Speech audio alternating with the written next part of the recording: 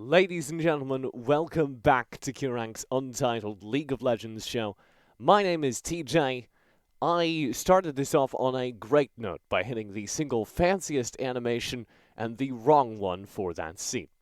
I'm a host, shoutcaster, and now a top 300 Cypher main, and this is our show all about League of Legends, particularly the League of Legends that happened in the last week. I'm joined by my co-host Ibriz, who is the only person late to more broadcasts than T1. How are you doing today?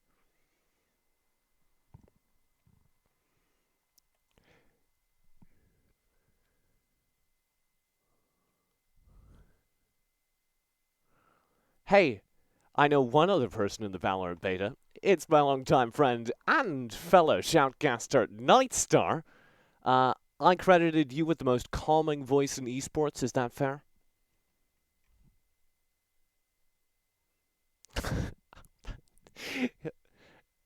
That's a great place to start. We said we'd make some changes coming into this week, so we have altered how we do the podcast in a whole lot of different ways. One of those ways is we're going to start this off by talking about playing League of Legends as opposed to watching it. And this was really fun. I was really looking forward to do it when you said you were going to get Frank in as a guest, because we actually can very tangibly tie how the game state is changing. Frank, talk to me. We've seen a whole lot of jungle changes. We've seen some big additions to the meta. One of the things that was really exciting to me is Riot has been trying to make the jungle more accessible to newer players, and I'm trying to spin it. Does this mean our Clash team is going to be more successful? Well, it should mean that we're not going to get executed on to Krugs, I believe. That did happen in one of our class games. Definitely did happen. So, We've been playing. I feel left out on your request over here, by the way. But How's your Flash go? Or how's your Clash Flash. go? Flash. That would be a better name for it, because you teleport into the tournament games. I joined all the people looking for team on Reddit. It's kind of sad. I play 4 randoms and I shot call them around the map, and they're always really impressed, or just I don't know. I think I've won maybe 2 of the 12 Clash games I've played. I think the terrifying part of our Clash, for me at least, was Frank is a great color caster and analyst. I'm maybe not the world's most fantastic league analyst, but I'm not dumb. We also have Matt, who's in that group. Matt Niberia Clendaniel, LPL commentator. So we have genuinely a lot of League of Legends brainpower on that Clash team. Last week was our third swing of things, and the first time we didn't immediately go out to the lower bracket. And we still didn't win more than one game. So there's clearly something wrong, and we blamed it over and over again on the fact that we don't have a wide enough diversity of skill, because commentators, for some reason, are almost always exclusively jungle mains. And I don't know why that is. So we have 3 jungle mains. No, 4 we jungle have 3 support mains. 3 support mains, that's what I mean. Me, and you, Lucia. One of the things we didn't have was the jungle. So, Frank, do we have a higher chance of having a successful jungle now? How have you felt in your games about the changes that have happened over the last week or so? I gotta say, I've been playing not as much League of Legends because of the Valorant beta. I myself just try and stay away from jungle personally. It's a very mentally taxing role, not just because you have to watch the map all the time, but because your teammates, you get the full range of teammates. Well, you know what I'm saying. That was one of the things they were trying to fix, right? They made it more accessible to a lot of newer champions, and they've also been, it feels like, with a series of patches now, trying to steer the jungle role away from being gank-focused. I think because that leads to a lot of that flame you were talking about, and steer it over towards being more of a hey, I'm gonna sit here and farm, then late game I'm gonna show up and do damage, which is certainly how my junglers were playing anyway, because they're garbage. Oh, I'm part of the problem. So, Ibriz, I'm gonna ask you, how have you been experiencing that? Has that been changing anything for you? I don't play jungle. I kind of ignore my jungler. Do you I only play flame your Rumble jungler? across five roles. I don't exactly talk to anyone in solo queue, sadly. Hit that dank mute all, but not the pings. It's better for my mental health. Plus, if you record running commentary to yourself while you play solo queue, you play slightly better. If you explain the I don't. decision making behind every move you make That's to not yourself as if true you're for doing it me at like you're all. streaming, Oh you do God. way better. Just be I like, I'll trade here, I'll push the wave here, I I'll cannot reset imagine here, anything that would be less helpful to my solo queues than doing that. I'm It would genuinely be. impressed. I would say, TJ, You gotta if learn you yourself. streamed it, it would be a very entertaining stream because I'd imagine it'd go along the lines of, and here I'm gonna make the play with my set alt because I can. I just coin flip every game. That's why you should play top lane, by the way, because it's the most fun to just throw your lead or get a bigger lead. Seriously, top lane is the lane of everyone that likes to gamble. And if you mess up, it doesn't matter, because role is irrelevant anyway. Team will carry you. It's No, absolutely I fine. understand how you got to that place because Frank said set and you were like top lane. You are skipping a beat there, my good friend. I exclusively play set as a support that is Relic Shield, no, Steel Pauldron, sorry, into Dead Man's Steel Plate, into full Mark 10, baby, into the lower bracket of Clash in no time at all. With no variety. So, to get things back on track from our failed Clash experiences, the point of this was supposed to be we've seen a series of changes over the last weeks, a lot of patches since we last ran this. Have those changed your experience? The other thing you mentioned was top lane, and I know you do play that, Ibriz. Talk to me, how has the top lane experience improved since Riot tried to fix it? Not so much. I'd say it's still fine. I play Rumble exclusively, but I like top more than mid because you can stack the wave easier.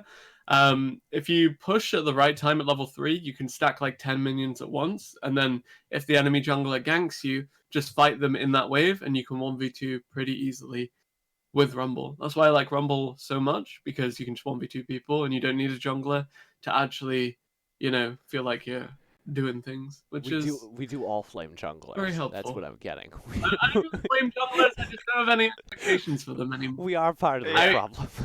Jungling hasn't been the same since Season 2, when you'd play Shyvana with Exhaust instead of Flash, and you just tower dive at level 2. You'd give First Blood, but you'd get your red buff onto the enemy top, then that top would die, and you'd get a kill and an assist and the red buff on your top laner. So, Bam. my big shift hasn't been to jungle. I've been going from a not very popular role to an incredibly popular role because of our Clash experience, actually. Because this is my theory. All League of Legends casters like to play support and jungle because they're the roles where if you have a broader understanding of the game, like a vague understanding of the meta, you can have the most influence. Sure. Big brain. So because Also, you can play Morgana in both of those roles, and Morgana is a very... I have a story for That you is about what our Morgana mid laner jungle, and we will You circle should back play... to that. No, Morgana jungle is good. Seriously, play it. We will circle It's back good. to that. So Okay. I was so I've been trying to learn mid because that's where kind of the hole is. But I'm not an incredibly mechanically skilled gamer, and definitely not towards mid. And definitely all of my success in League of Legends so far transitioning from an FPS background to a MOBA background has been on characters where I don't need to like track multiple things at once, and I can just play Leona and press buttons and stun, and that works really well for me. So I've got a decent mid Galio. That's going alright. Other than that, it's on fire, though. What do you do to get a decent mid Galio? Press Q and occasionally look at the minimap, or... No! Yeah, no, legit. That champion is so uninteractive. You don't have a lane phase because you just clear the wave, and then you go for a bit of a roam. That's Alright, it. well, I will They be call honest, it my the lane flame clear... TJ segment. My lane clear is not very good. Where this was going initially, Ibriz, was should I learn how to play Rumble? Because like right now I'm trying He's to got a learn to steep play learning curve, Zoe. though. Apparently, he's very hard to learn. I look at people, and I look at people. I think he's really easy, and I look at other people playing him, and I'm like, okay, maybe actually this champion is kind of hard. That's actually a paraphrase of something Hooney said on the LCS broadcast, and he was like, I don't know, I look at all these other players playing Rumble, and champion actually looks like he has a bit of a skill flaw. Well, I Yeah. can't wait to slip all over that floor. I'll give it a shot. There's a couple I'll different coach mids I'm you. trying to learn, and yeah, I guess I do need a little bit of a tutorial. Let's transition things onwards, though. We said we'd start the show by talking about League of Legends, then we'll move on to watching it. We are casters, that is what we do best, gaze at better gamers. We've retooled the show. Instead of each panelist bringing their own game for us to watch, Ibriz brought one for us all. This was very nice of him because I always suffer from decision paralysis. So we're doing the first game of the LCK finals this year. That was this split. That was T1 versus Gen G. Let's start things off with the draft. But before we even get into it, Ibriz, talk to me about these two teams. Tell me why you chose this game. So I chose this game because, of course, domestic finals are always pretty hype, and while LCK isn't necessarily the most dominant of the regions anymore, of course, Korea still does have this kind of prestige around it and this understanding of the macro game rather than necessarily the individual mechanics. Not to say that some of these players aren't complete gods, but yeah, really, really intriguing region to watch. And then coming into this, the storylines between the two teams similar but different enough that you are gonna have to consider T1 to be slight underdogs. Yes, they've gone on a tear through the entire gauntlet of playoffs so far, but there's a reason they came in, I believe, at 4th place rather than the 1st place that Gen G entered the finals with. And Gen G have just been waiting here for their opponents in the grand finals because that's the way the King of the Hill format works in Korea. So this is literally the 4th place team of regular season versus the 1st. But honestly, they looked pretty even during the split. Frank? T1 finished second. Oh, Live no. fact checking. I messed it up. Let's talk about the. Wait. Yep. It's a live fact check. I I can lose. see I'm getting sorry. off screen. I'm sorry, so Frank. The live fact checking, he's a little. They beat embarrassed. the 4th place team, though. Okay. They beat the 3rd place team. Who beat the 4th place team? God bless. Thank you, Frank. This is why we bring him in. Let's talk about this draft, though. I'm not going to get sidetracked. This is TJ powering on. T1, just for anyone listening on the audio version, the T1 draft is Silas, Graves, Corgi, Varus, and Thresh. The Gen G draft is Ornn, Rek'Sai, Azir, Aphelios, and Yuumi. Right off the bat, I was super excited just because I don't know, I've been following the changes, but Cuz is Graves, and we'll get into the impact it had on the game overall, but right off the bat, he was doing so much more in the early game than I've ever seen a Graves do. Is that just my inexperience with League coming into it in the last year or so, or is that genuinely a star performance from him? So until I think about 6 weeks ago when Graves first got played on the LCK stage, might have even been just 4 weeks ago, but yeah, until very, very recently, Graves had actually been absent from the LCK stage for, I believe it was about 2 years. And yeah, the champion is fine. He's very conditional. You pick him into Rek'Sai pretty much exclusively. Yeah, he does have a couple of other decent matchups, but typically you do see him just into her because he's so good at A, damaging through her, bursting her down, and B, just cutting her back, mildly inconveniencing with the smoke screen and all of that. And yeah, the Graves had a lot of agency early. I do want to look at some of the clips from the game because the places where the Graves found a kill in the early game are not necessarily the lanes you'd think would give a first blood over. Because you look at Corki Azir in particular and you think two semi-AFK farming mid laners. These are really, really safe champions. And honestly, if either of them die to Graves or Rek'Sai, you got to think that the mid laner is misplaying. I'm going to go to you, Frank, on this. The jungle matchup was really exciting for me, but kind of the opposite was happening for me with some of the Genji picks. Aphelios Yumi is whatever the opposite of exciting is. I've seen an awful lot of Ornn. Am I behind or are Genji? The Orton pick? Yeah. So you're right in that the Aphelios Yumi lane is really strange. Because it has no synergy in lane. It's when I looked at that draft, it was basically okay. Well, we need another form of engage, and we'll just grab the Yumi. So then we can throw this Ornn into the team with a Yumi ultimate on top of it, and try and run people down. Um, the Ornn itself is still a fine pick, even though it's been nerfed numerous times. It's still probably the best tank champion up in the top side, so I don't really have much issue with that. And Genji really loved the pick, anyways. Yeah. I think it's Rascal's most played, and I mean, given the fact that they did finish as the 1 seed, they won a lot of games on it. Yeah. Silas in particular is a really, really beautiful answer to the Ornn. You get the free scaling, plus you can steal the Call of the Forge God and ruin a team fight with that AP scaling. But sorry, stifling a sneeze here. But thinking about that bot lane in particular, because Aphelios has dropped off completely across the global meta as a priority pick. His lane phase isn't spectacular anymore. Yes, the IE rush does feel pretty good, but it's still not as convincing as it used to be. And I think giving Varus is a mistake that a lot of these teams are continuing to make, because that champion really does not have any weakness at any stage of the game and has way too much flexibility in build path, whether that's in draft where you decide if you want the lethality build or the on hit, or even in game when you decide if you want on hit AP or just crit Varus with the lethal tempo. I do want to also touch on, before we move on, we're going to take a look at the early game next. I do want to mention, actually a callback to the start of the show. The first 2 bans from T1 were taken away because they were something mad like 45 minutes late to the venue, and there's all kinds of drama about that. An hour and a half.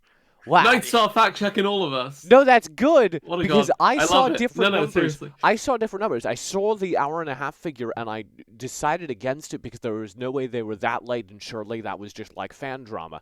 And I went with the number that I think one of the T1 coaches put on his social media. So there you go. T1 coach is spinning the story. The point is, they were wildly late to the finals, which does sound a little ridiculous. Of course, the mitigating factors are most of the LCK split has been played remote. My understanding is the coronavirus in Korea is actually, they're kind of handling it. It's not, it's never been full lockdown over there. So they still can come on site to play the finals, and it was the first time any of those players had kind of gone to the venue in a while. So I think that was maybe where the gears were a little rusty, and it led to that. And they lost their first 2 bans, and it really didn't seem to slow them down. Is that a hot take? I feel like they still really did win this draft. I'd say any team that gets Varus is winning draft, I'd say, on this patch. You see the mid lane matchups pretty even. They managed to get a counterpick jungle while playing blue side, which is kind of air. They also got counterpick top. And I think the Yumi was just kind of shoehorned into this comp to give Aphelios a leg to stand in lane against the Varus Thresh. And honestly, with an even mid lane and a winning bot lane and a counterpick top side, you have to wonder, how did T1 even play out this draft phase? Or rather, how did Genji put themselves in such a bad position to end up in this situation? That was what I was thinking as I was watching the draft, because I didn't watch it live. Ibriz sends me the VOD, I click on it, I watch it, I'm sitting there, I'm going, wait, why do they have those events? And I go off and I Google it, and I go, all right, that's kind of cool. I go back, and I go, wait, how are Genji losing this draft phase with 2 bans taken away from T1? And it kind of looked awful, and it set them up for a rather disastrous early game from Gen G. We have a couple clips. Let's take a look. To put down a ward, he did not expect to see Cuz here as over the wall goes Cuz. Do they have the damage? The flash forward, and there it is. First blood immediately given to Cuz at 2.5 minutes already. Kana might be in a little bit of trouble here, forced to flash the wall, but BDD still on the chase. We got an Ornn from the top side too, and now Kana, he does not have his flash, and soon he does not have his life as 3 people. He's in his right-hand side jungle. He even has the option to actually start and solo the dragon right now, which looks like he's going to do because he knows red buff's coming up for Rek'Sai. It's unlikely Rek'Sai could do anything because Corki has mid priority, so does my bot lane. And there's no way that Rek'Sai would be able to come over and then realistically contest this without risking losing his own life. As the turret plate's going to fall down here in bottom, and things are looking really good for T1 here. We do have Klid coming up for the gank. Kana gonna steal it as his own ultimate, but he is dead meat. Level 7, and now they're actually going to start up the Rift Herald right now. Now Faker is on a recall, so Rascal's going to be the one that comes over here first. BDD is going to be able to crash in that mid wave and potentially come over. We'll have to see what Klid actually wants to do here. You can see Rascal canceled one of his first recalls, but no, they're not interested in contesting. It's going to be a free Rift Herald going the way of T1. Oh, they get the cleanse out of Ruler to end the poke down with both abilities. Cuz is down here. There are no summoners available for Ruler. Now they do have exhaust heal on the Yuumi, but Cuz's presence alone is enough to push them away as he's going for it actually. The ultimate is going to go in, but he does not be able to take the lantern as he was rooted, as Cuz may be a little bit overconfident. However, T1 should still be in a commanding position to get this Mountain Dragon. They're going to summon Herald down in bot lane. They're going to give all the gold over to Teddy to really just try to accelerate this lethal or lethality Varus. And that's obviously really valuable.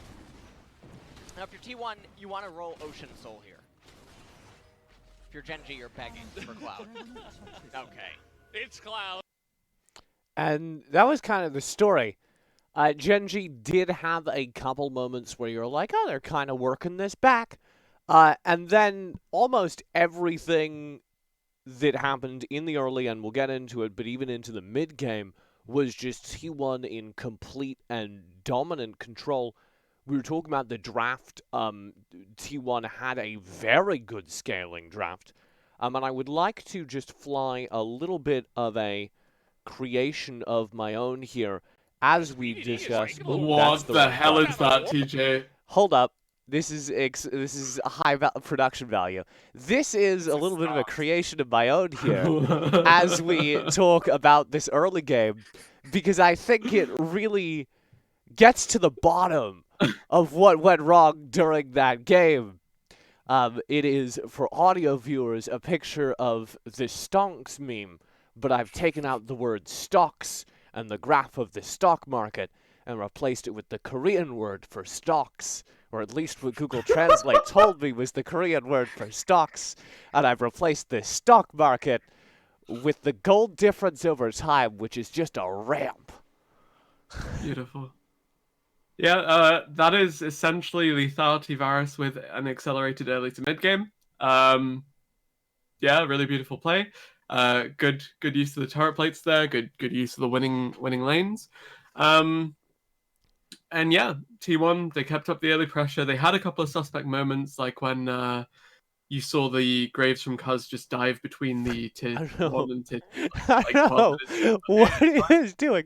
That was the most I have ever seen. Ambitious. He just, like, I think that's the most You criticize I've ever Korean seen. junglers for being too passive, man. Come on. Right, that's what I was him going to do his say. I thing. think that's the most I've ever seen a Korean jungler just throw. It's just like, Well, carried the game. I'm going to go behind this turret, I'm going to get this kill, and it's Aphelios Yuumi. Now, that's not a combo that's good, don't get me wrong, but if it's anything, it is good in avoiding a Graves, and he just got kited so badly and stuck it out. He was like, no, one more auto attack. I'm Cuz, I got this. One more auto attack. Well, he did end up autoing the control ward. So. Yeah. If you control ward between Graves and yourself, his auto attack gets blocked by the control ward. That's why he can't tower dive you either. Well, no. 'cause, But it also because they put it on the Thresh Lantern, he actually Yeah, couldn't yeah. take the Thresh Lantern out, which I think was the bigger deal. Yeah, also a big deal. But also just if you ever find yourself against a Graves, put a control ward between you and him, and if he attack moves, he can't hit you because the shotgun, the way Graves also works, is that it gets blocked by first unit. That's why lane Graves sucks because he A can't freeze because his auto attack's always AOE, and B can't trade with you in a minion wave because his auto attacks are This always is great. AOE. This is why I don't know how to use the attack move. It's to prevent that interaction. I mean, it's let- not even just attack move though. Is the thing. It's the nature of the champion. TJ, don't play Graves. Moral of the story here. Play it mid Well, lane. we can't say don't play Graves is the moral of the story, because as we go back to my excellent visual aid, the Graves was really working out. Aside from Thanks. Cuz deciding to run behind a tier 2 turret, he absolutely destroyed the early game. Multiple moments he just like wandered into kills and shredded them because he was power farming. Cuz constantly was ripping away at least raptors from BDD. He was constantly living in the opposing jungle. They really didn't have any breaks they could apply to the T1 train during the early game. Yeah, and actually I have a lot of respect for Clid in general, just because he was so influential to T1's, not dominance, but their success last year. And of course he had a lot of success over in China when he was playing there. But I knew there was a Yeah, but. there was a- I was like, where are you going with there- this? He there- got there- destroyed. there were some fair amounts of memes on social media, like Clid carrying T1 to another final victory. But, yeah, I have a lot of respect for him, but he did yeah, it rather feels get good. destroyed in this jungle matchup. I'm gonna ask you, Frank, do you think that was the biggest takeaway from the early game? I mean, I don't think he was necessarily set up to succeed with their drafts, to be fair. And I'll be frank. You are always Frank. I know exactly.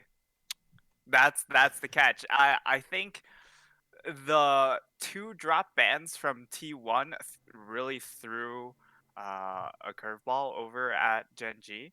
And as a result, they ended up triple banning jungle when they definitely should have thrown a traditional red side ban onto Varus. At least right now, it is a traditional red side ban.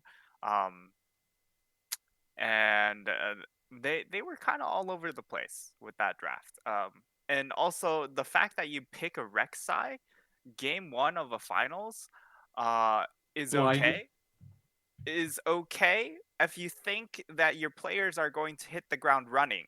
But this is also your first stage game in forever. So I feel like nerves played an issue. And picking Rek'Sai, a champion that needs to get things done early game, in Yeah. a game that you want to play slow to ease yourself in, since it is finals, also contradicts each other as well. So a lot of things just felt really, really off that game. As well as that, just also consider the fact that maybe Rek'Sai was just the default to go to once they'd already banned out 3 jungle champs themselves. It's not necessarily champ pool issues, because we've seen Clid can play a lot of things, but as you said, just like a band-aid solution to kind of rival the early game that T1 were presenting. But also, I'm not entirely sold on Rek'Sai as a champion, and I think that if Graves is good into a matchup, the other champion in that matchup probably isn't the greatest. Rek'Sai, sure, she's fantastic into Lee Sin, but otherwise I think she falls flat against Elise, Olaf. Anyone with a somewhat competent early game will just run rampant over her and have better ganks. And it was a big problem, because it wasn't just, T1 is a better early game draft, but once we get late game, the scaling's gonna kick in. Because I was looking at this T1 draft as they were shattering the early game and going, hang on, they also have the late game scaling on lock. And Yeah, with the Silas and the Corki, it's really, really disgusting. But also, I don't think this Rek'Sai was set up for success because you look at the champion, she's really conditional, has to get under you to CC you, and you look at their comp. They had no hard CC until level 6. Aphelios Yumi, sure, double snare at 6. Ornn, level 6. And a 0, I guess, as well. But before level 6, aka the early game where Rek'Sai's ganks is supposedly the strongest, nothing to set her up, nothing to really get that ball rolling. And I think Clid was A, hung out to dry in the individual matchup, and B, hung out to dry in the team composition as well. Yeah, and I mean, to further that point, I think one of the, I guess, counterpoints you could say is the fact that if you're looking to gank a lane, the only viable lane was trying to abuse Kana in that top side because you do have the Ornn who's relatively good at skirmishing early on. Yeah. The issue was when you saw Cuz go in for that Raptor invade, he got a lot of knowledge about that area. And also denying Raptors meant that, okay, well, your only play left in topside is to try and make a play onto Kana. And sure, he was able to find a kill onto Kana eventually, but that was really the only available play for Clid in that game. so the dust settled out of that early game. And I have to say, aside from one or two misplays, it did look like T1 had dominant control of the game. And then we had our mid game, and we got into our first team fight. We do have a clip of our first team fight. I'm just going to roll it because I think it speaks for itself. This is, ladies and gentlemen, the closest the team fights got. Yeah. Lots of value there. Faker's going to pick up the red buff. That'll be very valuable for this team fight. Clid is level 12. He's Oh, gonna be here we go. Clid. He's just so squishy, and he's going to be burst down in the back as now Ruler, he doesn't have a Yumi to help him out this time. His life was there in the front line, and this is absolute disaster for Gen G. As immediately, 3 of them, 4 of them even, are going to go down. Kana looking for the kill, as that took quite a while. And Ruler did end up picking up the kill. I'd like to say, don't chase the Aphelios into his own jungle. So that was the closest the team fights got because the Aphelios got a kill back. That was the closest the team fights got because there was one kill back to Gen G, but they were absolutely destroyed. And for me, watching that game, that was the moment, Ibriz, where I started to wonder whether or not all the other playoffs that I hadn't watched really had been that bad, because this was looking one-sided as heck. Yeah, the mid game for this composition pretty disgusting. Lethality Varus, when he gets rolling, hits 6 items, probably pretty close to that 30-minute mark that we saw that team fight erupt at. Didn't catch a cursory glance at Teddy's inventory, but no doubt he was pretty stacked on the lethality. Large amount of the reason why that Rek'Sai got like 3 hit by a Corki missile auto attack as well. Yeah, just really, really oppressive to deal with when this T1 comp is ahead. Stay on that thread. Rebranding still making me trip up, but hey, yeah, because Corki Sheen Auto with the Triforce does about half of someone's health. Lethality Varus Arrow does about 2/3 of a squishy's health as well. So literally, you have these 2 backline threats, plus a Graves that's doing stuff, a Silas that's more damage focused than utility focused at this point, and a Thresh just facilitating with a couple of picks and a good amount of peel as well. So we got through the early game. Immediately, the smackdown is delivered. I'll phrase this in the nicest way possible. Frank, was there ever any hope for Gen G after that fight? Because that felt like the paperwork was done and we were just waiting for the delivery to arrive at that point. I was watching the ticker on Amazon kind of. The little meter progresses as we get closer and closer to a delivery of Game 1. And they were in my neighborhood. We were going to get the package at my door any moment now. I mean, yeah, it was definitely a rough game for Gen G. I think if you pick somewhat of a scaling jungler there, you give yourself a shot. And as bad as it would feel for Clid to be on Sejuani there, Sejuani would have been a decent pick. Maybe not that early in the draft, but it certainly would have been a good fit into that composition. And it would have then allowed the Aphelios to really fight front to back. But that was really their only option, to find some sort of front to back team fight and utilize the fact that they do have a front line versus a no front line team. But with how discombobulated these fights were and people just getting obliterated before the fight, you didn't give yourself a fair chance. And I think that showed because there was never a moment from after BDD died for the first time. Like that for me, the game felt out of control for Gen G because they're instantly half their jungle camps are ripped away. BDD dies for the first time to Klid's aggression, and then from that moment onward, there is never a moment where Gen G had enough map control to stop various members pushing into their jungle, various members pressuring their turrets. They never had a proper fight around any of the drakes or anything in the mid game. They trade a couple of cloud drakes with T1, but T1 are more than okay to let them have those cloud drakes in exchange for like turrets and stuff. So they're pretty obviously on the losing end of those bargains. It just felt like this game had been won not necessarily just by draft, but by very, very good early game play of a winning late game draft. Is that a fair assessment, Ibriz? I'd say the Silas was at least gonna scale up, but Corki Lethality Virus very much mid game focused. The thing is, as you mentioned, with that first Azir death opening up the jungle to being ripped apart and whatnot, Azir, Corki are champions that should never die in lane. They just chill back, they farm up, and the fact that he died at what, like 2:30, I think, that is not a good look. Genuinely, that is awful start to the game, and yeah, it was really difficult to get back on the board And after that.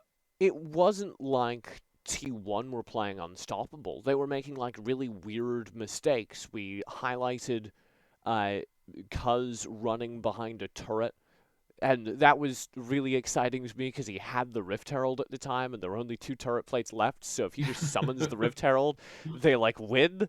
I don't. So he makes some weird calls. At one point in the mid game, Faker double buys Phage, and then just has to walk back into his base and sell one of them, and loses like all of the CS he's just gained from taking a turret.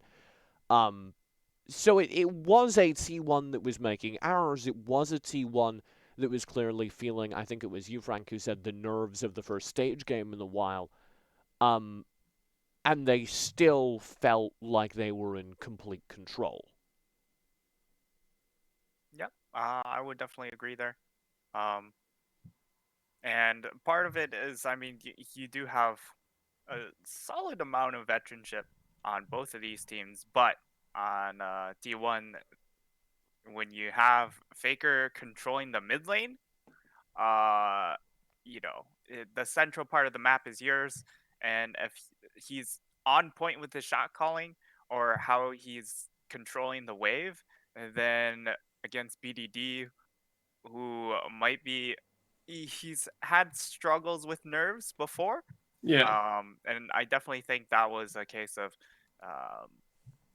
just being out of stage a little bit too long. So Sure. And well, I mean, you've mentioned individual players, but I mean, looking at these players, they're all top tier caliber. That's why they're in the finals. They're all at least like top 5 in their roles. Some of them top 3. Speaking of top 3, though, you have Teddy and Ruler, who are without a doubt the 2 best AD carries in the LCK. Bot laners, however you wanna call it. Yeah, their champion pools could be a little bit more flexible, add a couple of mages in here and there every so often, but these 2 are legitimately elite, and I don't know, I find it refreshing that their teams can draft... Okay, rather, I find it refreshing that T1, at least, don't always have to play around Teddy, but he's always going to be that consistent secondary carry regardless. Lethality Virus kind of does dictate that you need to give it some attention early, though, but hey. Gen G, on the other hand, almost always depend on Ruler to be that consistent teamfight threat to carry them through it. And yeah, clearly that didn't really pan out this time. This was not a good Ruler game. He got bullied from moment one in the bot lane. It's The Varus, Yumi, what do you expect? the Yumi clearly didn't help. The Varus, as you say, shuts him down. I have one more set of clips to play. Let's take a look at the end game, because it was a little bit terrifying. This is how we close things out. As now it's up to Kana to try to do a better impression of the Ornn. They're actually going to take down the turret here, but T1... Okay, now it's Rascal's turn in the front line. They're trying to burst down Cuz as they get the knockup. That's immediately from downtown as Aphelios, but they don't have the damage. As even Faker is going to live. He was in the front line just stoning the rest of the composition away, especially BDD, as more and more poke going to come down. And everybody on the side of T1 will once again survive. Team fights, they're going to get even more so with that Cloud Soul. As now they're starting up the Baron, and there's no approach by Gen G, as Teddy is basically Legolas, gatekeeping right here. Look at him, it's 1v5. 1v4 in the enemy jungle. And now Gen G desperate, they go for the Cloud Drake and they will pick it up. But it looks like they're going to lose an inhibitor at the same time. Lantern, simple move. With the Baron, T1 say we can push waves faster than you can take Cloud Drake. And that they will. They take mid inhibitor, they're going down top. And they're looking for yet another engage here. Effort with his flash. He does need it. Oh, and Yumi, again, she's going to be working overtime here. Nurse Joy. Seeds of corruption. Oh! Yep, that was one arrow. One arrow to the face, and he has Mortal Reminder. So he makes Yumi's job even harder.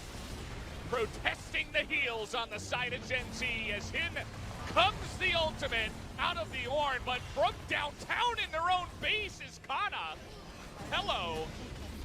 They're gonna take down that turret and try to zone away Kana, will Gen Z, but it just looks hopeless on their side. They cannot stop the onslaught that is T1. For Ornn to get his ultimate up again. So, third inhibitor going to go down here. T1 does manage to raise it, and now they're going to back off. So, and well, BDD, I mean, he has teleport available, but yeah, Gen G, they realize, yeah, we have to give this up. And so, that's going to be the Cloud Soul going the way of T1. However, they are erring on the side of caution. Kana does have teleport. He's going to be able to come in here in just a second, because probably should eat the honey fruit. He's missing some HP, but no, he's just going to start it up. Yeah, this time around, T1 say enough is enough. And with so many members outside of this fight, they are just going to be able to take it down. The spike comes down from Cuz, as now Kana is back with a vengeance, as you cannot get away from every single CC. Can Eladios do it, as he is doing insane AoE damage to that backline. But his ultimate now is down, and Clit is also down. I don't think it's possible, Valdez, but who knows? Elder will be captured by T1, yes, as the Baron does convert into that. So, T1 should, 99.999, repeating of course, should win the game. Well, thank you for that, LS. You gave us the stat, and I believe you are correct. As this time around, Kana, he's got Emperor's Divide. He's going to be looking for members. Ruler desperately trying to do it, but he's going to get hooked. Does have a Yumi on his back, but the Nexus just going to be focused down. GGT1 will take game number 1 over Gen G. And that was pretty much how we framed it. Win after win after win, they ground out a victory. In typical Korean style, it took T1 far longer to end that game than I thought was strictly necessary. But they didn't want to take any risks. There were like 4 times they started the Baron fight with a ward inside the pen, and then had to cancel it because they got a little bit skittish. But rather than buy an Oracle lens, they waited till the 45-minute mark and closed that game and game 1 and went on to win the series. So let's talk about it retrospectively. How did this series look if you're a T1 fan? What are your takeaways from this set as League of Legends fans? And I'll open that up to the floor. I mean, immediately you see the 3-0 and you think, whoa, that was dominant. But at the same time, you look at how, I don't know, it was clean. It was a 3-0, so it was clean. But at the same time, it wasn't exactly flawless. And I think that it's probably for the best that these teams aren't going to be playing at an MSI this year, because it gives it gives you a summer split to build on. All right, So, very toxic. again, like, how do you take 40 very minutes to toxic, close? Ibriz. I will give you the final word, Frank. What are your thoughts on that series? I think the big thing to take away from that series was that as T1 they fixed a lot of the big draft issues that they had before. If we look at previous iterations of SKT/T1, um, when it came to some of these drafts, they were really confusing. But this one, in the series, they came out with 3 drafts that were pretty cohesive and worked really well. Yeah. So that's something that T1 fans should be very happy about. From the pinnacle of League of Legends, the jewel in LoL Esports' crown, the LCK, to Team Liquid.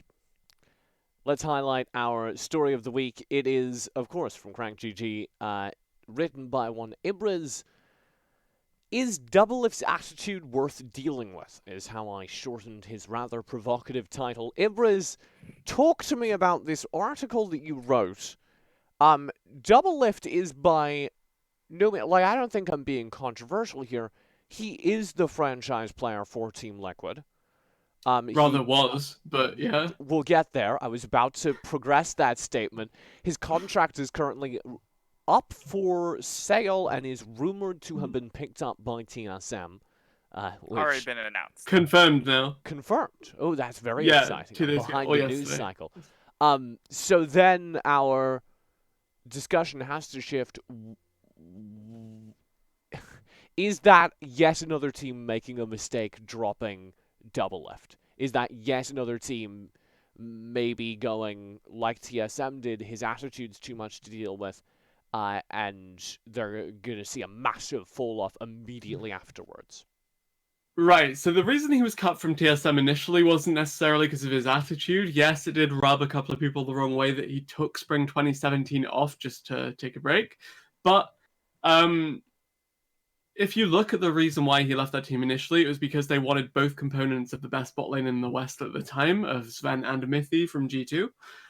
Sven, of course, now championship caliber over on C9, and Mithy coaching Fnatic, who were a close second in Europe.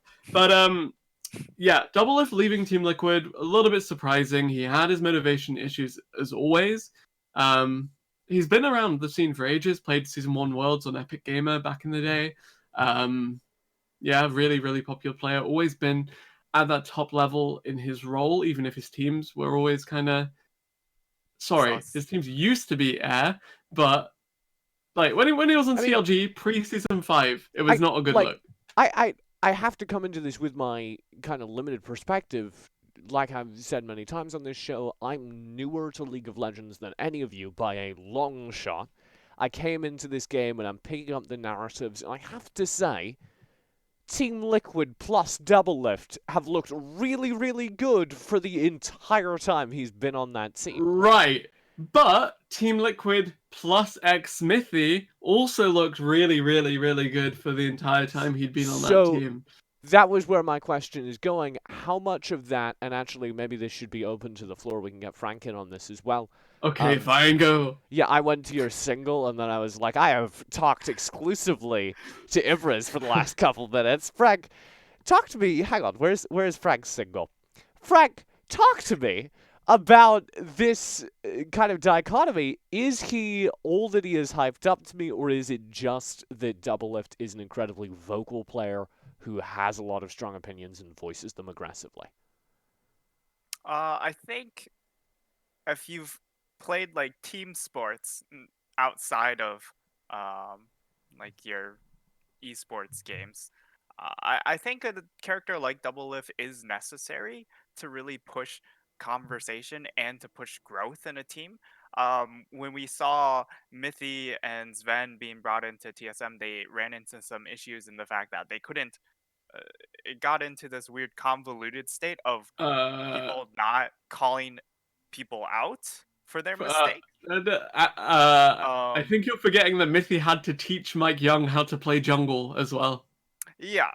I mean, there were other issues, but the fact that you couldn't just outright call your teammate out for a mistake when it's a mistake, and not be like, oh, is his feelings hurt, or is he just going to start throwing games now because I attacked him? You don't get that issue with Doublelift. He's just going to go in, and I think that's necessary on certain team dynamics. Of course, if you have like 5 people all doing that, then it can be a little bit problematic. But I also think that it helped that you had someone like Xsmithy in the team, because he's a player that actually doesn't play a whole lot of League of Legends. He plays a whole lot of other games. So, you're never going to be on that, like, okay, well, I'm not playing too much, and, like, my team is demanding me to do so because I have Xsmithy and we can, mitigate some of that. But I also think that Xsmithy was kind of more like the father figure, I guess, to just Sure. keep control of the team, Paternal. along with Core JJ. So I think everything together really blended well, and So, I think it was the team dynamic really fell apart a bit with Broxa coming in. so you're saying the error, and it should be noted, you're not blaming Broxa because he wasn't here. He's the absent father. If Smithy was the present father, you're saying that the issue isn't adding Broxa. The issue is that there was a carefully blended mix of elements that was making Team Liquid an incredibly stable championship contender. And by subtracting Smithy from that, in an effort to get an upgrade, they removed more than just a jungler. They removed that team dynamic.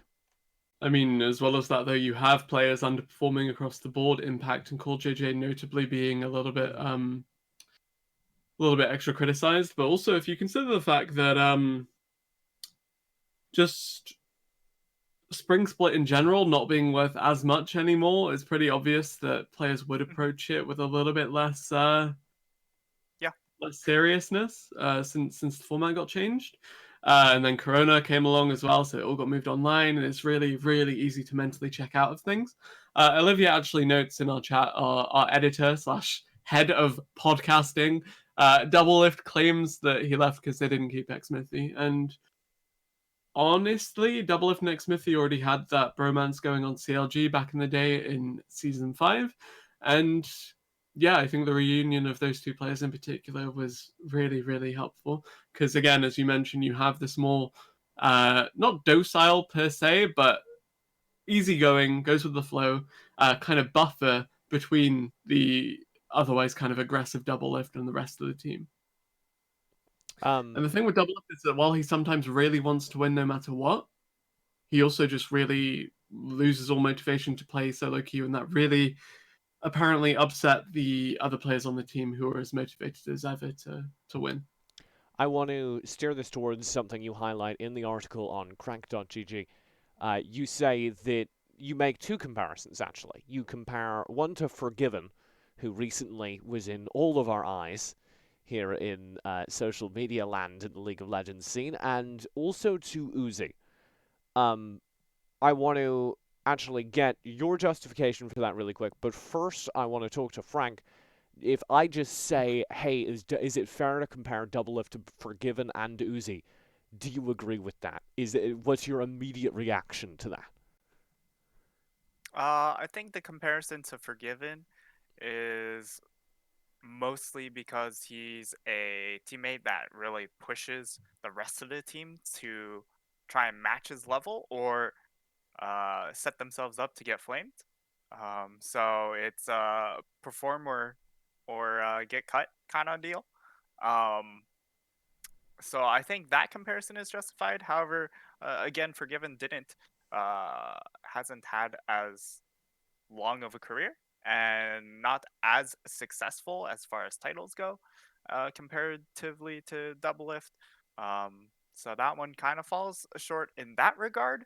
But on the flip side, if you compare him to Uzi, they both have pretty illustrious domestic careers. Uzi, obviously, though, has had more success on the international stage.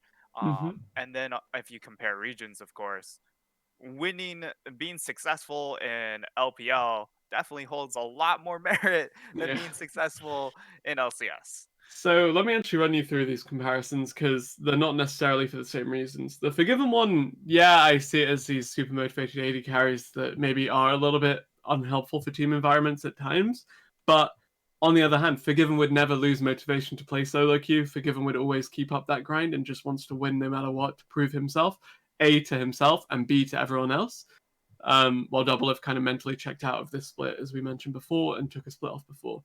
The comparison with Uzi is not only because A, they've taken out a bit of a break during the spring splits in particular, but also the domestic success they both have. But also B, the fact that you have these star players kind of commanding that the rest of the team plays around them. And I think that the rest of RNG did, for a good amount of time, like Demacia Cup and the regular split of the LPL, not really the playoffs, they the rest of the team steps up when these star players aren't in the lineup. And that was the case when Tactical came in for Team Liquid on that weekend. I think that's where the comparison with Uzi becomes super apt, especially if the rest of Team Liquid start performing up to standards again once Doublelift is out of the roster come summer.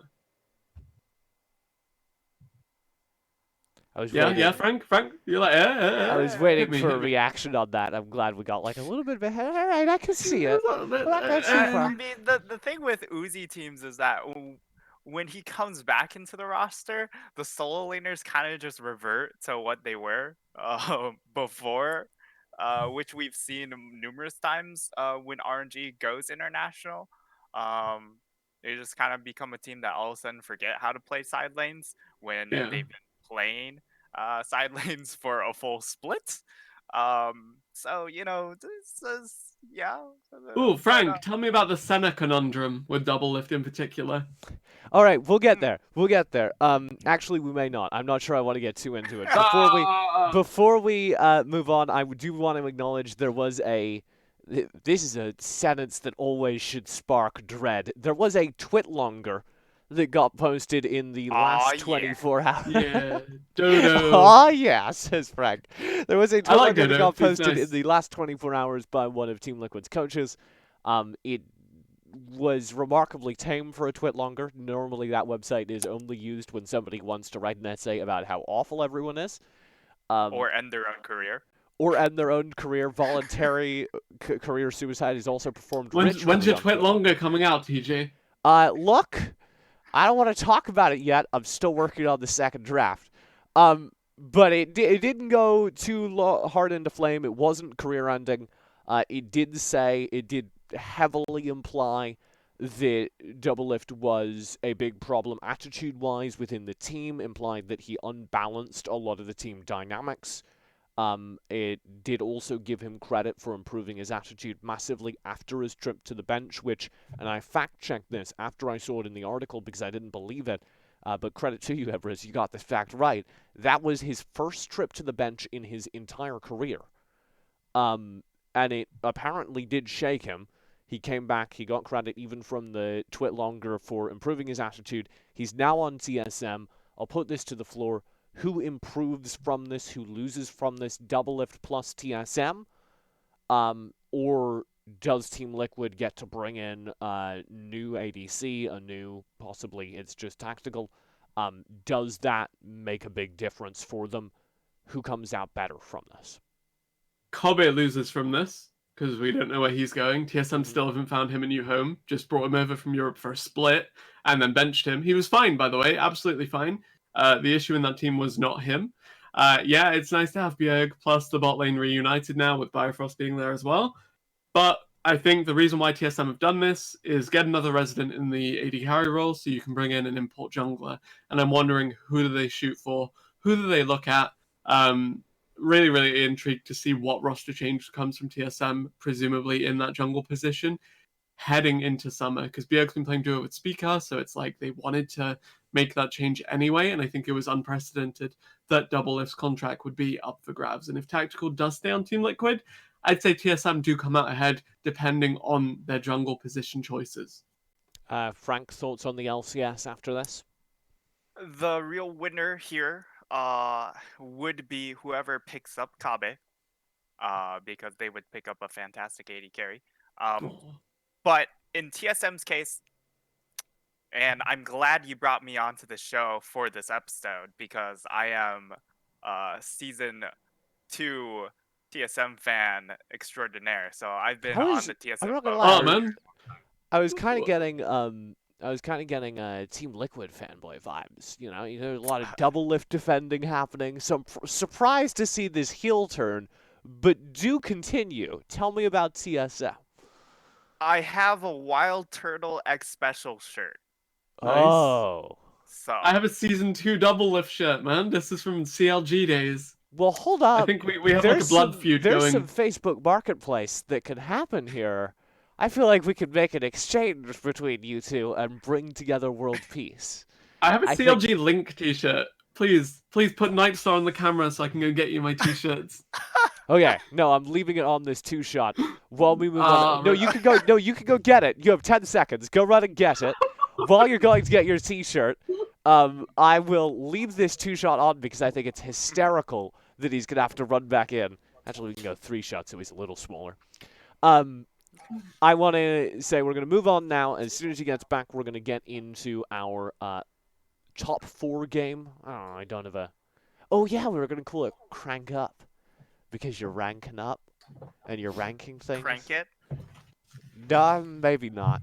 I think that might be copyrighted. Okay, what is this? Oh, we're back. I think Crank It is pretty good. This is Oh. Link. Adorable. This is Link so kawaii. CLG yeah. Link. He was the worst mid laner they ever had. He came in to replace Big Fat GG, but he was Link whatever. was He choked all the time. fine, This one is from especially with 2013, his actually. Dunzo manifesto. Yeah. This is Pentalift. Everyone else is trash, and it is a list of every player that he pentakilled in a competitive stage until that date on the back. I like it. It's like a hit list, legit. It's a very and then- aggressive apparel, I have to. I like it. And then I have this one that I never wear because it's kind of embarrassing. Also, I was like 3 sizes larger in 2017. We don't talk about it. It's a Darshan t-shirt from when Zion Spartan was their top laner. Good times. Good times. Hold up. What is this? Is there Alright, competition? No, it's just I figured I would bring my my little wild turtle and Aww. Oh. X Oh, special. yeah, because X Special's a hamster. Yeah. All right. And Good if you would times. like to purchase any of that merch, it is all available at crank.gg. Let's wrap Wait a things second. up. We do have a final game we like to play on this show. I think Qrank Up's a good name. I think we should stick with it. So the way this works, we've added a time element. I'm going to put on a 10-minute timer. Okay. I have 4 different Okay. slides. I'm going to give you a preview of the first one. 4. You will get no more. Each of these slides has 4 names on it. Each of the way it works is every single time you take these 4, you, Ibriz, and you, Frank, have to work out where they should go on a ranked list, and you have to fully agree. That may be super easy for some of them. I think I can already see some disagreements just from the conversations we've had on this podcast in some of the later slides. So, I right. am going to start the timer now, and we can start with the first one. So here you go. 3, 2, 1. Which region had the most exciting playoffs? This is a follow-up from last week's question. I mean, LPL playoffs aren't over yet, but they're still already the most exciting to me just because of the upsets that we've seen so far. IGFPX already out, beautiful. Just love it. Top. Thank God. Thank God that those 2 are gone. All right, fine. LNG are like second to last place. I have no real bearing on the LPL anymore. Let's be real. But okay. LPL straight out the gate at the top there. LEC I think are next just because the Mad Lions' initial defeat of G2 was really, really, really hype. Mm-hmm. Yeah. Agreed. And I did like to Agreed. see. Yeah, can you Fnatic lose move as well. over? Like, can you scoot your chair over to the left a tiny bit? There we go. I'm Perfect. blocking No, you my go back. Pokemon. People want to see the Pokemon. Perfect. Okay. Right. So LPL top of the LPL, list. You need to talk me through this.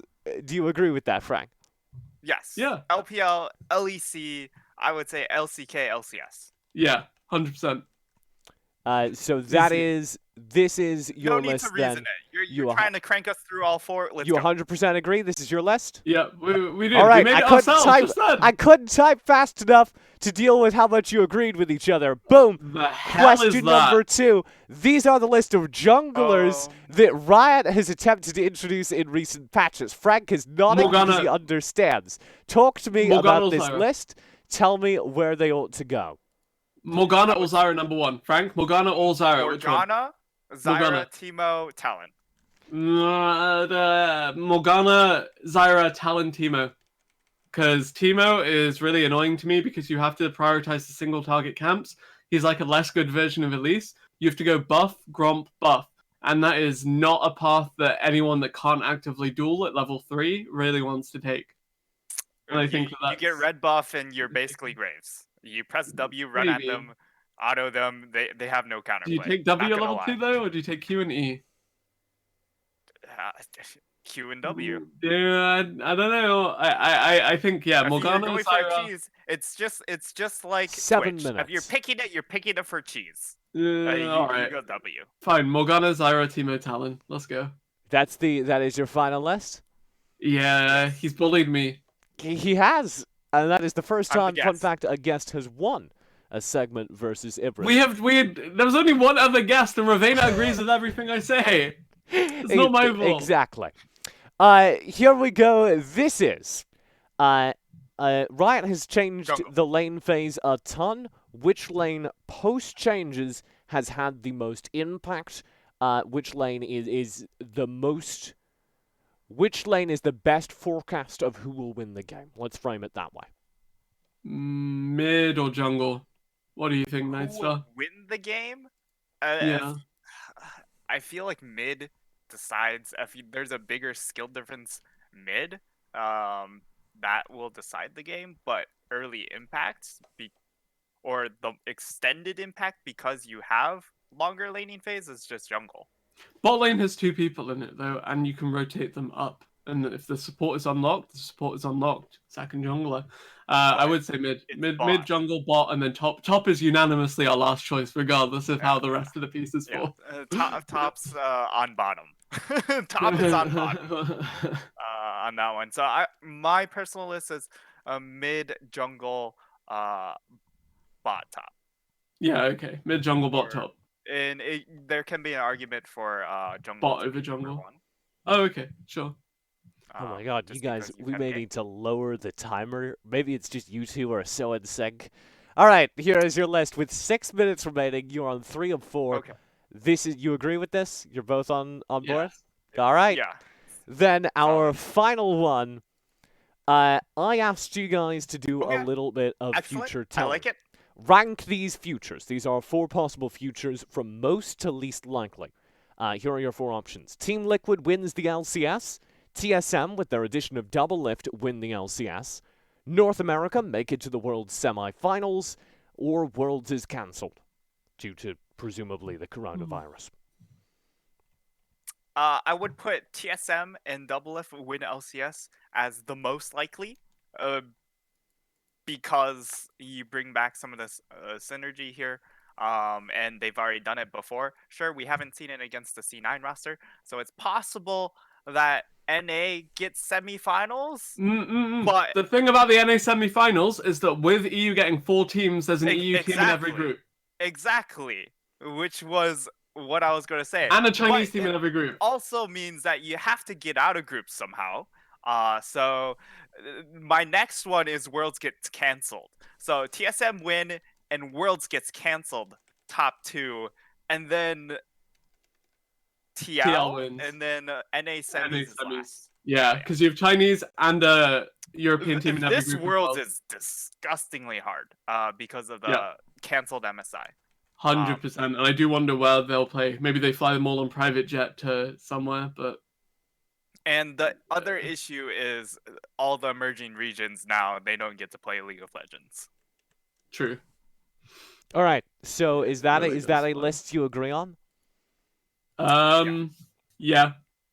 I All think right. so. Worlds Wow. is more likely to get canceled than for NA to make semis at Worlds. That was what. So that was literally what this was designed to produce. Was for me to say, be able to say, my analysts think it's more likely that Worlds gets canceled than Team Liquid make the semifinals of Worlds. For that matter, I think it may be just as toxic for me to be able to say, my analysts think it is more likely that Team Liquid wins the LCS than North America gets semifinals at Worlds. I think that may be just as toxic. 4 minutes remaining. We really may have to lower that timer. We'll have to get some, like, general vibe for how well everyone else agrees, but that was really in sync. I'm proud Not of you everyone guys. is in sync with me and Frank though. As Frank and I rather. We're I mean, we Who could are the have claims? argued a little more on the third one, but I think, like, it's pretty close in impact. TJ wants to show off his stonks graphic again before we Yeah. wind down. This is why I gave you the multi-view, so that you could see. So I Excellent. made this. Really. I made this like 3 days ago. Is and I that was- also the trajectory of this podcast, too? Yes! I'm so glad you Okay. saw where this was going. How did you know how I was going to close On this the up show? and up. How did you know how I was Episode going to 2, close Attack this of the show? Clone. That's All the right. best TJ, we way. have a question in chat. Okay, feed it to me. If Worlds gets cancelled, what would happen? I don't know that there's anything you can do other than cancel Worlds, It's right? specifically for you, TJ, and only you. It's Okay, not a discussion alright. point. It's just directed at you. Hold up. Where's my single? I don't use this button very much because I don't have anything interesting to say. So here's what's going to happen. If the coronavirus situation doesn't resolve, especially in countries like the US and Europe, and Worlds gets cancelled because of it, Europe's my favorite country. Yes, please. countries in Continue. Europe, like Britain, you're going to see, I think, just the entire competitive scene put on hold, basically. I think that will greatly stymie, like, roster moves. Typically, you see immediately after big international competition, that's when teams make roster moves and stuff. That's how you make progress, is because people go to international competition, they get bodied, and they go, okay, well, these are the things we need to fix. They get bodied. And Thank you, come again. I'm talking about North America. And you're not going to be able to do that, obviously, if Worlds gets cancelled, so I think that would be a major consequence. I also think there's a very viable world, like Korea is doing very well in combating the coronavirus. They're not alone. China has also really limited the spread right now. So I think there very much is a world where it does get played, not in a stadium, but they fly everyone into somewhere with very extensive testing, like Korea. And in a studio, they test everyone, they make sure everyone's healthy, and the players can play on land there, maybe without a crowd, which would be disappointing for a fan of big-budget esports like me, but better than the alternative of not having it. So I think that's actually more likely than the event getting cancelled. But at some point, you're rather morbidly predicting medical science rather than League of Legends. And Those remember, are TJ's thoughts. those are TJ's thoughts, not mine. And also to Ooh, make sure you not use thanks. your Oh, he was, like, really hand disagreed. sanitizer. Yes, Stay make sure to sanitized. use your Don't hand inject it. sanitizer. Don't inject it. Yeah. And So- I'm not Just going to nothing kind lie. of sponsorship. Just staying healthy. You might be like, TJ, what have you been trying to do on the production side for the last couple of minutes? I've been trying to work out if I can put the stonks meme behind me, and I'm sad to report I cannot do that easily. So, despite my green screen, that is not possible. And on that sad note, we must end. Thank you so much for joining us, Frank. Where can people find us? Tell me all about yourself and what you're doing these days. So I stream on Twitch. I also have a Twitter. Both of those tags are the exact same as you see right on my chin. TJ, I feel like you should shorten this box a little bit. Yeah, last Um, week, Ravena was having some trouble with it coming out in front of her face as well. So I think there is a problem, but, Yeah. like, Also, I think you people are just like short, because I don't have any problem. Has, I mean, my camera is like right here, and there's probably like Get 2 a feet bigger of room. distance. So Speaking of cameras, by the way, have you seen that Logitech cameras are all like 300 USD on Amazon now because people keep buying them and reselling I them have like because 3. they're taking advantage I of can people that hold up. want them for Doom. I have an You can Amazon legit sell listing it to for like make. $200. I have like 3 of them. I have an Amazon listing to make. Thank you so much for joining us. Nightstar, you can find him on his social media, which is right there, at Nightstar with a 3. That's NIT3 and the word star. Ibriz, you are currently streaming. Are you still streaming a whole bunch of EU minor league stuff? Now that EU Yes, Masters I is up? am. I am streaming a lot of odd reviews 4 days a week, 4 nights a week with coaches from the Oh, my European lord. scene. That is twitch.tv/IbrizLol, same as my Twitter. It's on your screen, as Nightstar said. It's in my neck, not my chin, because I have some posture. But Nightstar's face. Yeah. If you're interested in like getting perspectives from professional coaches or from me, and you like seeing my face or hearing my voice, feel free to check me out there. We'll just break down some league. Of course. What are you doing, TJ? Well, first of all, I don't need anyone's permission to self-plug. But second of all, I wasn't going to start with that. We're going to start by mentioning that this podcast is, of course, presented by Qrank.gg, spelled Qrank, as I occasionally missay it. You can find them at, surprise, Qrank.gg. That's the website where all kinds of esports articles are regularly posted, as well as their videos. They host multiple podcasts, not just our own. They have a wonderful esports debate show I recommend you check out. That will be all from us. You can find me, should you want, see, now it comes up, whoop, on Twitter, at esportstj, where I do provide League of Legends commentary along with wider esports perspective. Right now, it's a lot of Valorant. I've been playing a lot of Cypher, and I'm getting very good at them, as well as high-quality content like this. Thank you so much for watching. That is our show. We will see you in about 2 weeks.